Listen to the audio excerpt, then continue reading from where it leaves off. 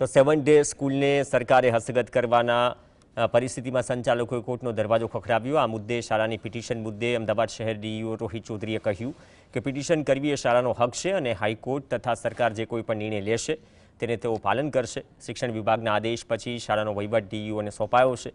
ડીઈઓએ કહ્યું કે વાલીઓની સ્પષ્ટ રહેલી ગેરસમજને સ્પષ્ટ કરવામાં આવી તો તેઓ ઈચ્છે છે એ વાતનો ખાસ ધ્યાન રાખી રહ્યા છે વિદ્યાર્થીઓના શૈક્ષણિક હિતને કોઈ પણ અસર ન પડે।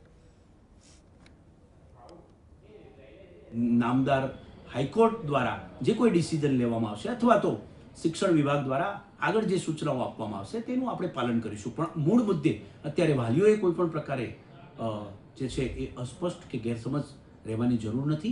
स्पष्टता साथे जवाबदार अधिकारी तरीके हूँ विश्वास साथे खूब सारी रीते आपणे शाळानो तो वहीवट चलावीशुं पण विद्यार्थीओना हितोनुं जे छे ए रक्षण पण करवामां आवशे। शैक्षणिक कार्य ए ज रीते थशे, ए ज शिक्षको द्वारा जे चाले छे ते ज प्रकारे चालशे। कोईपण प्रकारे डिस्टर्बन्स